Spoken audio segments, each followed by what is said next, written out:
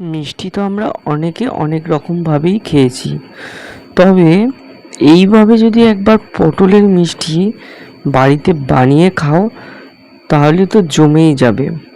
পটলের সিজন চলে যেতে চলেছে, তবে বাড়িতে একবার তো ট্রাই করবেই। এই মিষ্টিটা অসাধারণ, একদম ঘরোয়াভাবে যদি করো তাহলে অসাধারণই লাগবে। তার জন্য আমি এখানে নিয়ে নিয়েছি কিছুটা পটল। এখানে 5টা আমি পটল নিয়ে নিয়েছি, সেটার ছিলকাটা আমি ছাড়িয়ে নিয়েছি। এবার মাথায় রাখতে হবে এর ভিতরে যে দানাটা আছে সেটাকে ফেলে দিতে হবে। এই দানাটা তোমরা অন্য কোনো সবজিতে ব্যবহার করতে পারবে। এবার দেখতেই পাচ্ছ আমি এটা ভালো করে ছাড়িয়ে নিয়েছি। এবার আমাদেরকে ধুয়েও নিয়েছি, তারপর এটাকে আমাদের সেদ্ধ করতে হবে।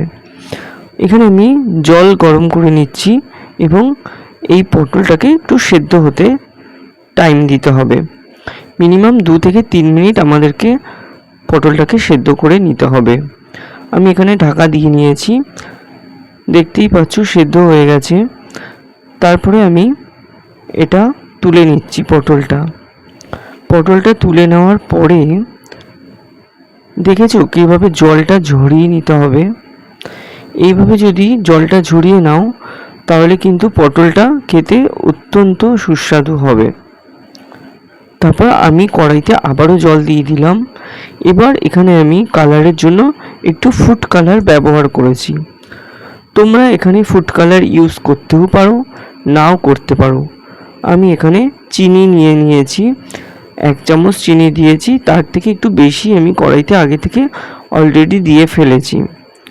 তারপরে আমাদেরকে এই পটলটাকে ভালো করে একটু কালার যাতে আসে আর যাতে একটু মিষ্টি মিষ্টি লাগে, তার জন্য একটু চিনির রসে একটু ফুটিয়ে নিতে হবে। কারণ পটলটার মধ্যে যদি চিনির শিরাটা ঢোকে তবে পটলটা একটু বেশি টেস্টি খেতে লাগবে। তারপর এইভাবে জল ঝরিয়ে আমাদেরকে নিয়ে নিতে হবে। দেখতেই পাচ্ছ কত সুন্দর সেদ্ধ হয়েছে পটলটা। আর তোমরা যে যেখান থেকে দেখছো আমার ভিডিওটা অতি অবশ্যই আমাকে কমেন্ট করবে। আর ভেজ কিচেনে তোমাদের সবাইকে স্বাগত। তোমরা সবাই আমার পাশে থাকবে, আমিও তোমাদের পাশে থাকবো। তারপর এখানে আমি দুধ নিয়ে নিয়েছি, দুধটাকে কিছুটা বয়েল করে শুকিয়ে নিয়েছি।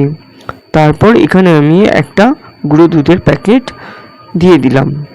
এখানে আমি গুঁড়ো দুধটাকে কড়ার মধ্যেই দিয়ে দিয়েছি। তোমরা যদি চাও আগে থেকেই কিছুটা গরম দুধ তুলে তার মধ্যে এটাকে গুলিয়ে নিতে পারো। তারপর আমি এখানে কিশমিশ আর খোয়া ক্ষীর 2 বাটি দিয়ে দিয়েছি। তারপর দিয়ে দিয়েছি 1 বাটি চিনি। আমি এখানে মিষ্টিটা কম খাই, তার জন্য আমি মিষ্টিটা কম দিয়েছি। তোমরা যে যেরকম মিষ্টি খাও তোমরা সেভাবেই মিষ্টি ব্যবহার করবে। এবার দেখতেই পাচ্ছ এটাকে নাড়িয়ে চাড়িয়ে অনবরত নাড়াতে হবে, নাহলে লেগে যাওয়ার সম্ভাবনা থাকে। নাড়িয়ে চাড়িয়ে নেওয়ার পরে এটা অনেকটাই শুকনো শুকনো হয়ে গেছে। যখন এটা শুকনো শুকনো প্রায় হয়ে যাবে তখন আমরা এটাকে একটা আলাদা পাত্রে তুলে রেখে দেব। এখন দেখতেই পাচ্ছ পটল নিয়ে নিয়েছি আর এখানে নিয়েছি করম চা। বাজারে এটা অনেকে চেরি নামে বিখ্যাত।